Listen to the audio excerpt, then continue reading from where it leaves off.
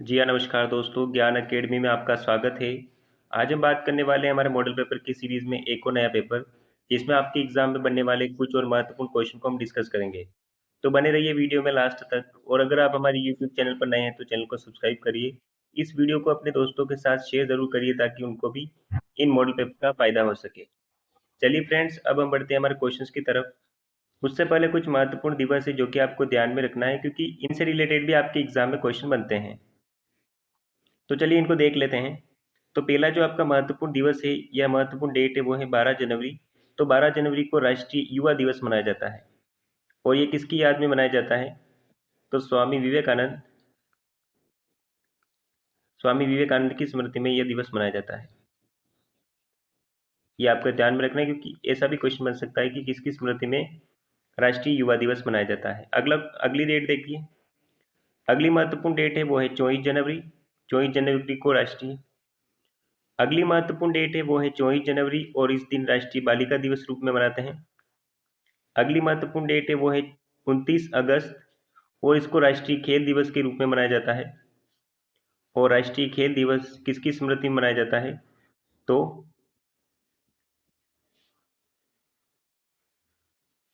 Major Dhyanchand की स्मृति में मनाया जाता है।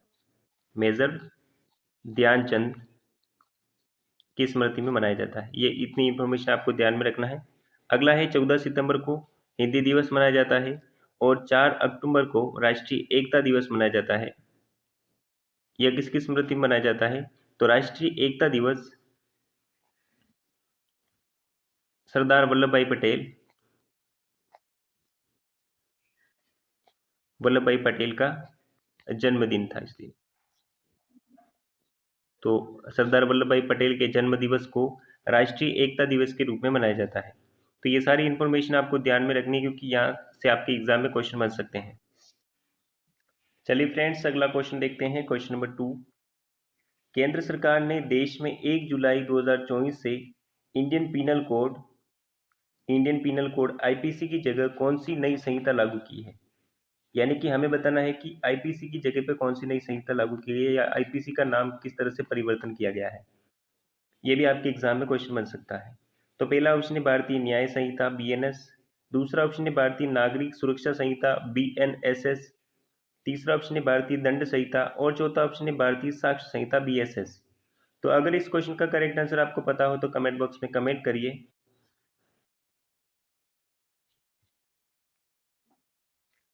तो हमारे इस क्वेश्चन का करेक्ट आंसर होगा ऑप्शन नंबर 1 यानी कि भारतीय न्याय संहिता। अब आईपीसी की जगह पे भारतीय न्याय संहिता को यूज किया जाएगा। हमारे क्वेश्चन का करेक्ट आंसर है भारतीय न्याय संहिता। अब हम देखते हैं कि आईपीसी कब बनी थी। तो अब हम देखते हैं आईपीसी के बारे में। तो इसे लॉर्ड मैकाले की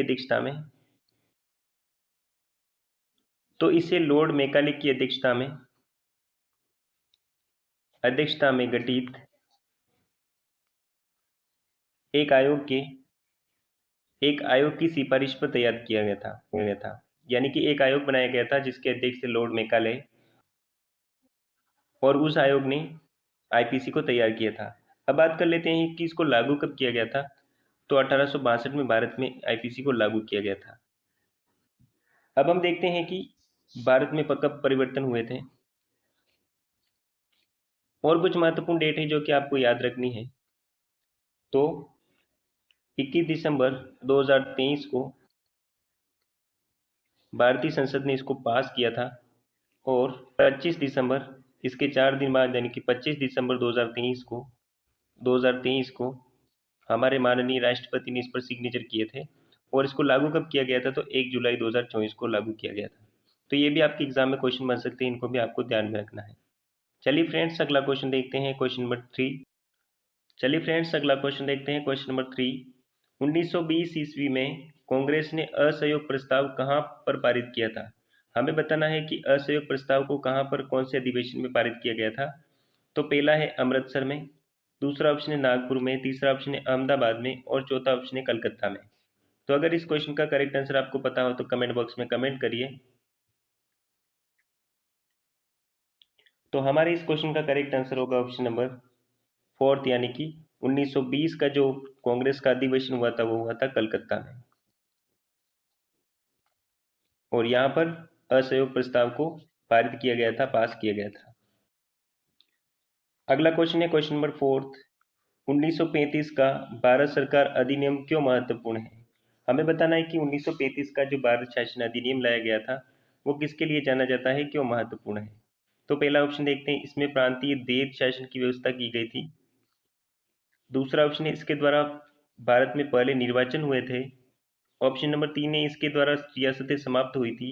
और चौथा ऑप्शन है, यह भारत संविधान का प्रमुख स्रोत है। तो अगर इस सवाल का करेक्ट आंसर आपको पता हो तो कमेंट बॉक्स में कमेंट करिए। तो इस सवाल का करेक्ट आंसर होगा ऑप्शन नंबर 4, यानी कि यह भारतीय संविधान का प्रमुख स्रोत है, यानी कि भारत का जो संविधान बना हुआ है उसमें मैक्सिमम चीजें हमने 1935 के भारत शासन अधिनियम से ग्रहण की है। तो इस तरह से आपको ध्यान में रखना है कि यह भारतीय संविधान का प्रमुख स्रोत है 1935 का भारत शासन अधिनियम। चलिए फ्रेंड्स, अगला क्वेश्चन देखते हैं, क्वेश्चन नंबर 5। उत्तर वेदी काल के सर्वोच्च देवता थे। हमें बताना है कि उत्तर वेदी काल में कौन से देवता जो थे प्रमुख थे, प्रमुख देवता कौन थे?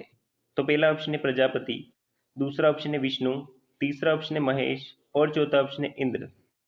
तो अगर इस क्वेश्चन का करेक्ट आंसर आपको पता हो तो कमेंट बॉक्स में कमेंट करिए।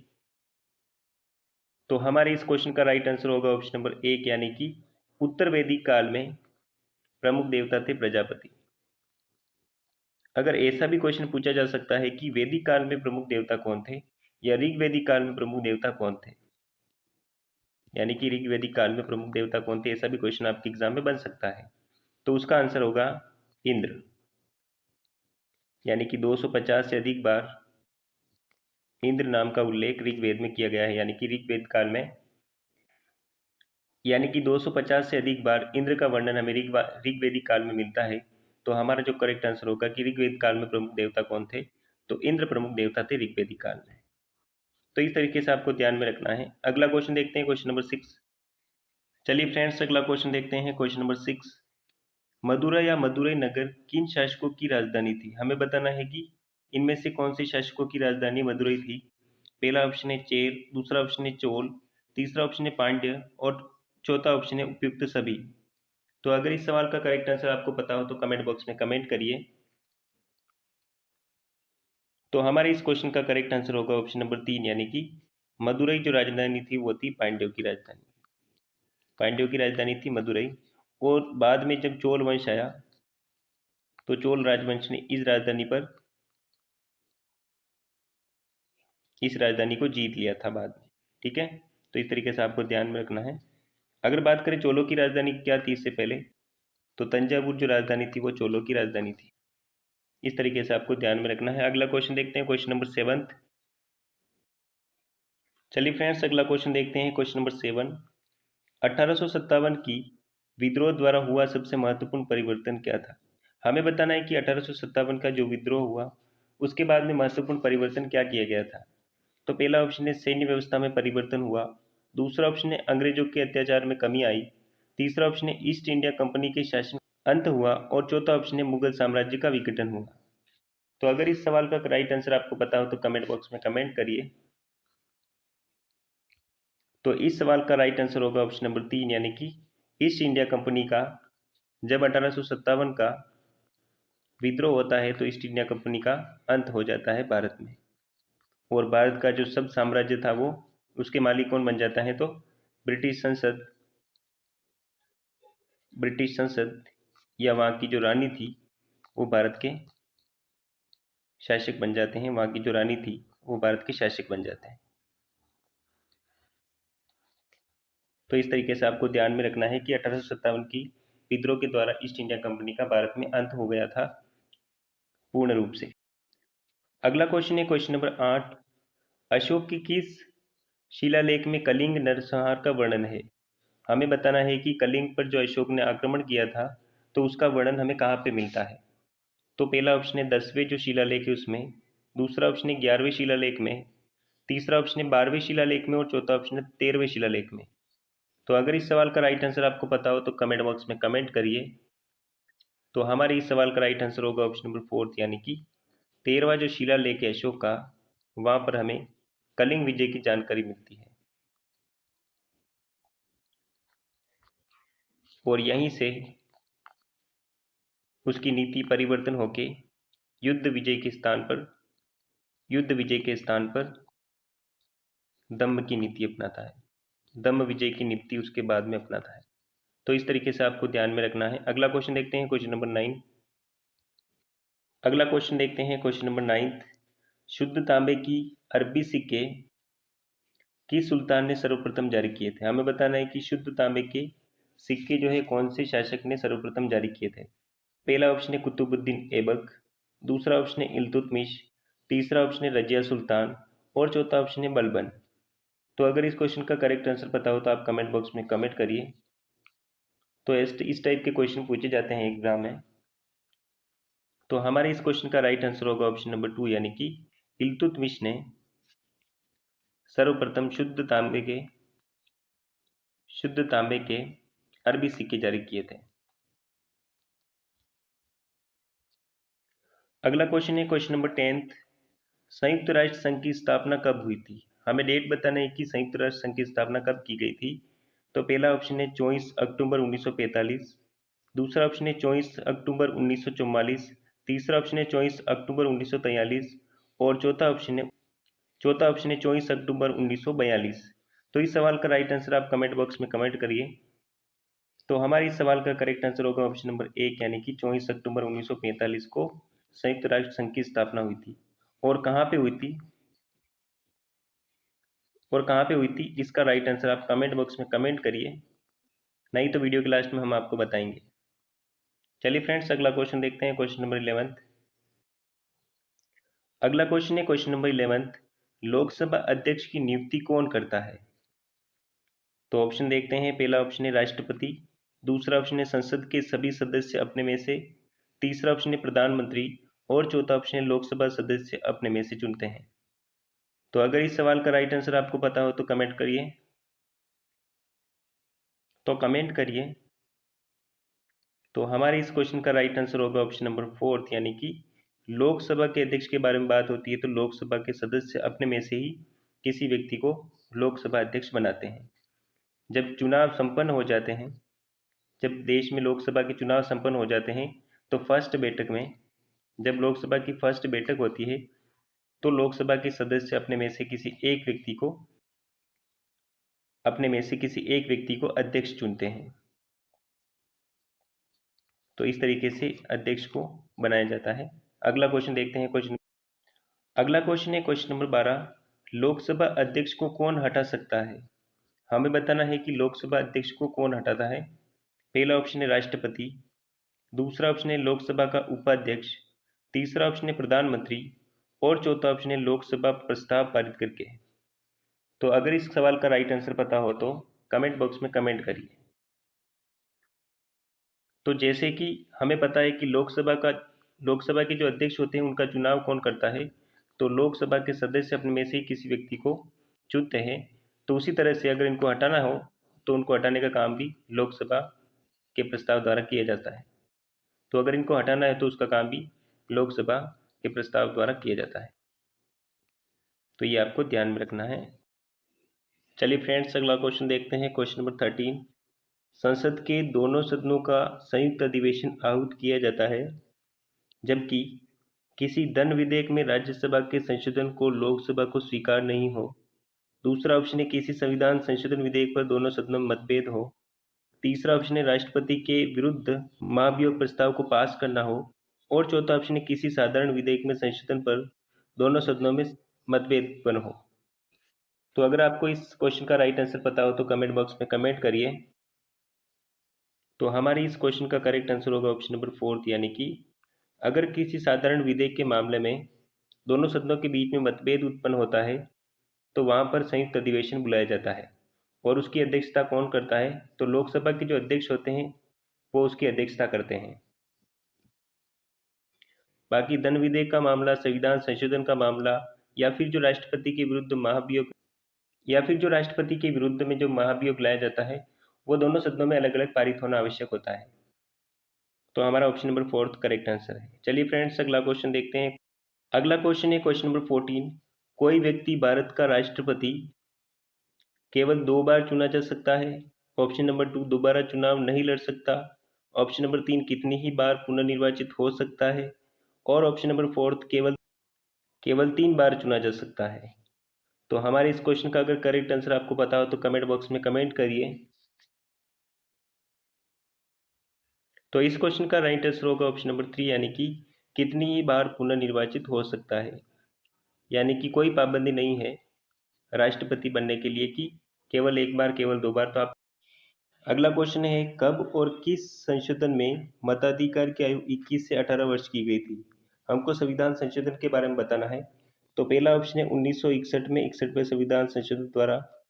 दूसरा ऑप्शन है 1971 में 44वें संविधान संशोधन द्वारा। तीसरा ऑप्शन है 1976 में 42वें संविधान संशोधन द्वारा। और चौथा ऑप्शन है 1989 में 61वें संविधान संशोधन द्वारा। तो अगर इस सवाल का करेक्ट आंसर आपको पता हो तो कमेंट बॉक्स में कमेंट करिए। तो हमारे इस क्वेश्चन का राइट आंसर होगा ऑप्शन नंबर 4, यानी कि 61वें संविधान संशोधन द्वारा 1989 में जो मताधिकार की आयु को 21 से 18 वर्ष किया गया। और कौन से आर्टिकल में परिवर्तन किया गया था, तो अनुच्छेद 226 में परिवर्तन करके 21 से 18 वर्ष आयु की गई थी। तो आपको ध्यान में रखना है। अगला क्वेश्चन देखते हैं, क्वेश्चन नंबर 16। चलिए फ्रेंड्स, अगला क्वेश्चन देखते हैं, क्वेश्चन नंबर 16। प्रसिद्ध कश्मीर की घाटी स्थित है। हमें बताना है कि कश्मीर की घाटी कहाँ पे स्थित है। पहला ऑप्शन है महान हिमालय और पीर पंजाल श्रेणी के बीच में। दूसरा ऑप्शन है लघु हिमालय और शिवालिका के बीच में। तीसरा ऑप्शन है चिनाब चिनाब घाटी में। और चौथा ऑप्शन है जोजिला और कारगिल के बीच में। तो अगर इस सवाल का करेक्ट आंसर आपको पता हो तो कमेंट बॉक्स में कमेंट करिए। तो हमारे इस सवाल का करेक्ट आंसर होगा ऑप्शन नंबर 1, यानी कि महान हिमालय और पीर पंजाल श्रेणी के बीच में कश्मीर की घाटी पड़ती है। यानी कि महान हिमालय और पीर पंजाल श्रेणी के बीच में कश्मीर घाटी स्थित है। तो पहला ऑप्शन हमारा करेक्ट आंसर है। अगला क्वेश्चन देखते हैं, क्वेश्चन नंबर 17। अगला क्वेश्चन है क्वेश्चन नंबर 17। गुरु शिखर एक चोटी है। तो गुरु शिखर कहाँ की एक चोटी हमको बताना है। ऑप्शन नंबर 1 पश्चिम घाट में। दूसरा ऑप्शन है माउंट आबू में। तीसरा ऑप्शन है महादेव पहाड़ियों में। और चौथा ऑप्शन है मध्य हिमालय में। तो अगर इस सवाल का करेक्ट आंसर पता हो तो कमेंट बॉक्स में कमेंट करिए। तो इस सवाल का हमारा करेक्ट आंसर हो जाएगा ऑप्शन नंबर 2, यानी कि माउंट आबू की चोटी का नाम है गुरु शिखर। गुरु शिखर और राजस्थान में स्थित है ये। अरावली की सबसे ऊंची चोटी है। अरावली अरावली पर्वतमाला की सबसे ऊंची चोटी का नाम है गुरु शिखर। चलिए फ्रेंड्स, अगला क्वेश्चन देखते हैं, क्वेश्चन नंबर 18। अगला क्वेश्चन है क्वेश्चन नंबर 18। भारत के निम्नलिखित राज्यों में से किसी एक की सबसे विस्तृत महाद्वीपीय शेल्फ है। किस राज्य में सबसे बड़ी महाद्वीपीय शेल्फ है वो हमको बतानी है। पहला ऑप्शन है आंध्र प्रदेश में। दूसरा ऑप्शन है गुजरात में। तीसरा ऑप्शन है कर्नाटक में। और चौथा ऑप्शन है तमिलनाडु में। तो हमारे इस क्वेश्चन का करेक्ट आंसर होगा ऑप्शन नंबर 2, यानी कि सबसे बड़ा महाद्वीपीय शेल्फ कहाँ पे स्थित है, तो वो गुजरात में स्थित है। गुजरात में स्थित है। अगला क्वेश्चन है क्वेश्चन नंबर 19। अन्नाईमुड़ी पर्वत शिखर स्थित है। हमें बताना है कि अन्नाईमुड़ी पर्वत शिखर कहाँ पे स्थित है। पहला ऑप्शन है नीलगिरी पहाड़ियों में। दूसरा ऑप्शन है पलानी की पहाड़ियों में। तीसरा ऑप्शन है अन्नामलाई पहाड़ियों में। और चौथा ऑप्शन है इलायची की पहाड़ियों में। तो अगर इस सवाल का राइट आंसर आपको पता हो तो कमेंट बॉक्स में कमेंट करिए। तो हमारे इस सवाल का करेक्ट आंसर होगा ऑप्शन नंबर 3, यानी कि अन्नामलाई की जो पहाड़ियाँ हैं पश्चिम घाट में जो अन्नामलाई की पहाड़ियाँ हैं उसकी सबसे हाईएस्ट चोटी का नाम है अन्नाईमुड़ी। उसका नाम है अन्नाईमुड़ी और इसकी अगर बात करें ऊंचाई की तो 2695 मीटर इसकी ऊंचाई है। चलिए फ्रेंड्स, अगला क्वेश्चन देखते हैं, क्वेश्चन नंबर 20। ए बी को 20% मुनाफे पर मोपेड बेचता है और बी उससे 25% मुनाफा पर सी को बेच देता है। यदि सी इससे 1500 रुपये देता है तो ए ने इसकी कितनी राशि अदा की। मतलब ए ने इसके कितने पैसे दिए वो हमको निकालना है। तो देखिए इस परसेंटेज वालों क्वेश्चन को कैसे करना है। तो सबसे पहले आप यहाँ पे लिखिए ए, यहाँ पे लिखिए बी और यहाँ पे लिखना है सी। मान लेते हैं ए को 100% में पड़ी, यानी कि यहाँ 100% लिखना है। ए से जब बी के पास में ये वस्तु पहुंची तो उसके पड़ी 120% में। यानी कि 20% उसको मुनाफा हुआ। अब बी से जब वस्तु सी के पास जाती है तो हमें निकालना है 120 का 25%, यानी कि 120 इंटू 25/100।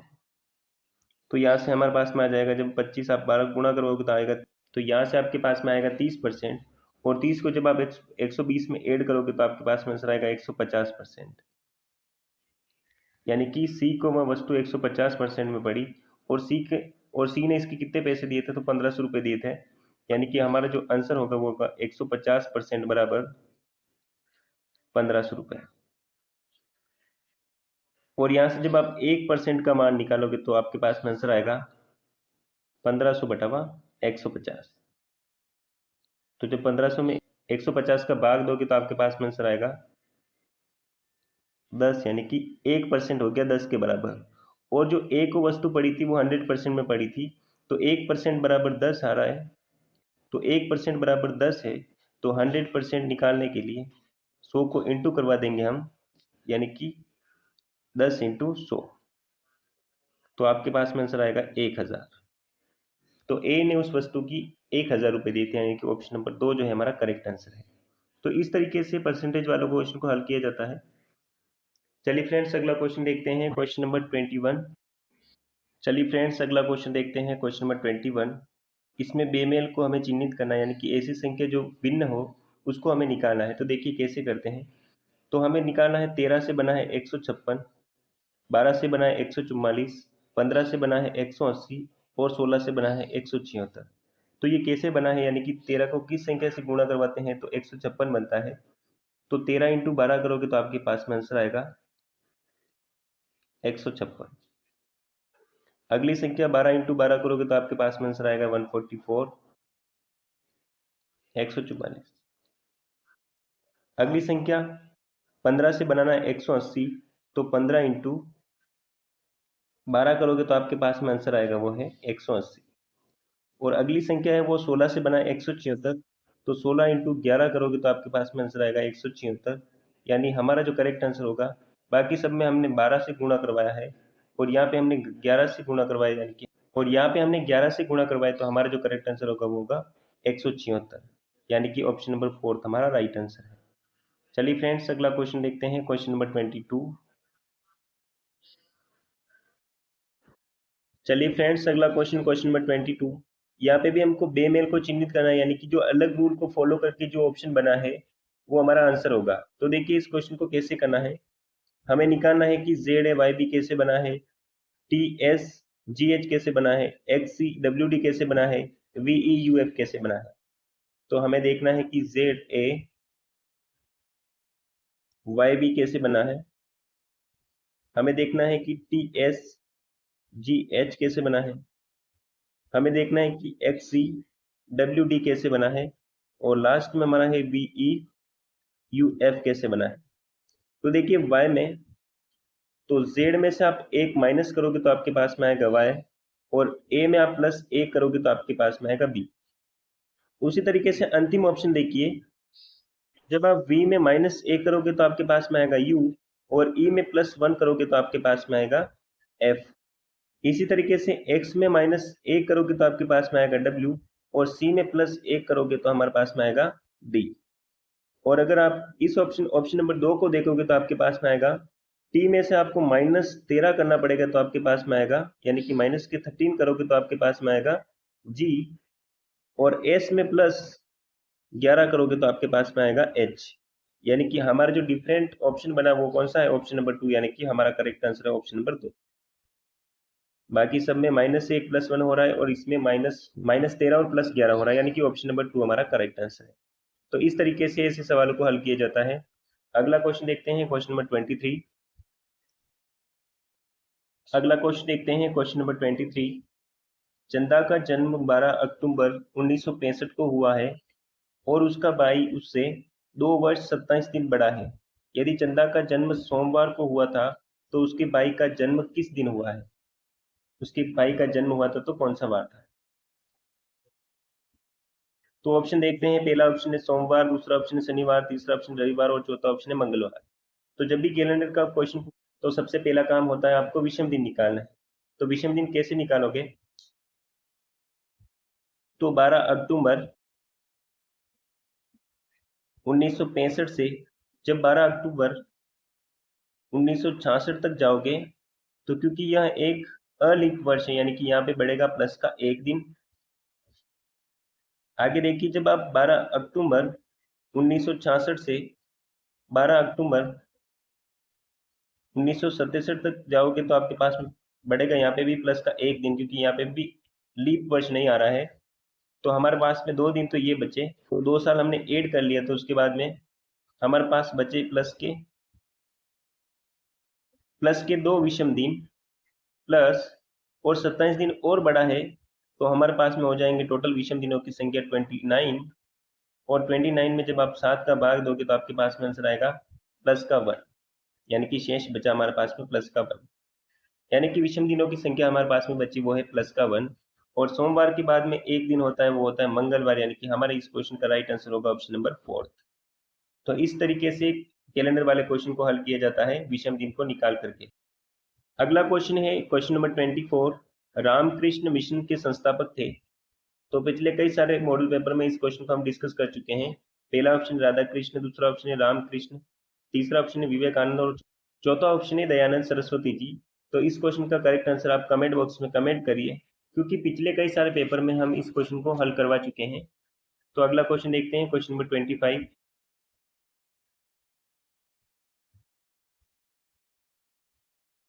अगला क्वेश्चन है क्वेश्चन नंबर 25। यह भी एक रीजनिंग का क्वेश्चन है।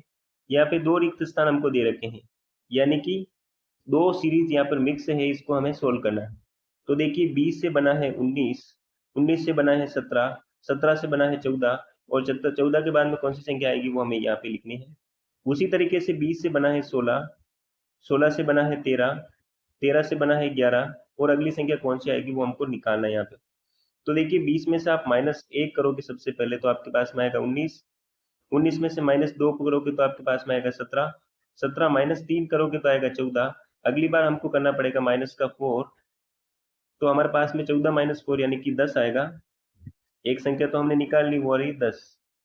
अब इस सीरीज को देखिए, 20 से बना है 16 यानी कि -4 हुआ, सबसे पहले -4 हुआ। उसके बाद में 16 से बना है 13 यानी कि -3 हुआ, 13 से बना है 11 यानी कि -2 हुआ।